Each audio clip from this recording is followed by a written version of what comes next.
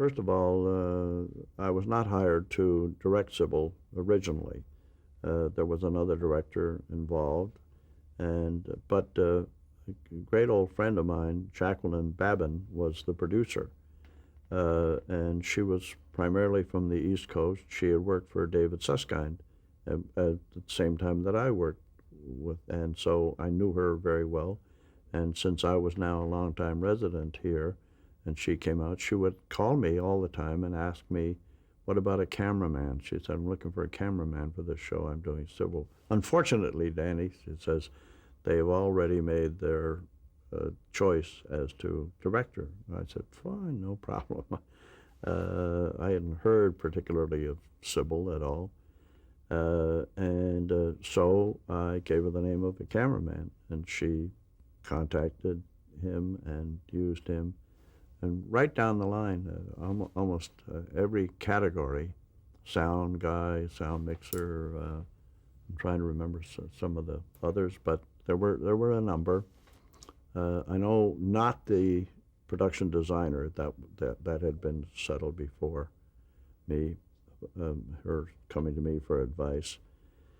About 3 days into shooting, I got a call from one of the executives above Jackie, and said that they were replacing the director, and would I read it? And so I was in Big Bear at the time on a little holiday, and so they sent a messenger 3 hours up to Big Bear with the script, and I read it and thought it was magnificent, just a great screenplay by Stuart Stern. And I said to them when I called, I said, who's playing the mother? That was my first question, because that was a crucial role. And they told me who it was, and I thought, if I had been casting it, I wouldn't have cast her, because I had had a very bad experience with this actress before. And but I said, she's perfect. She's absolutely perfect.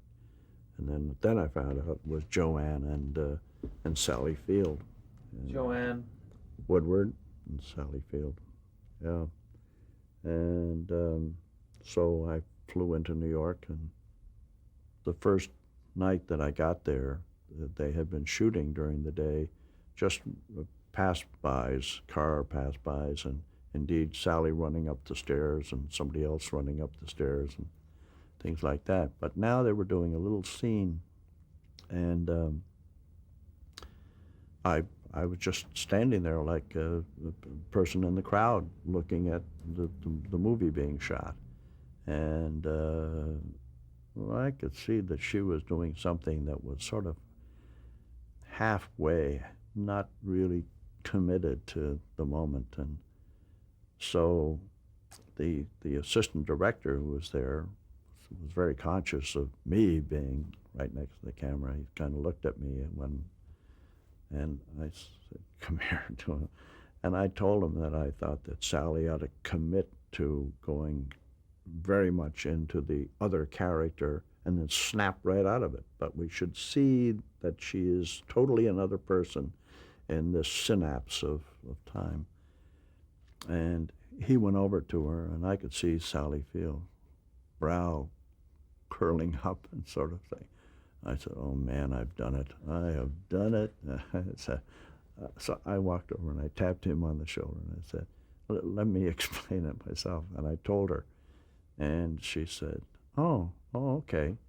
So they, places please, action. She did it, and walked in, and the guy looks at me, and I said, yeah, that's great. And so he said, print it.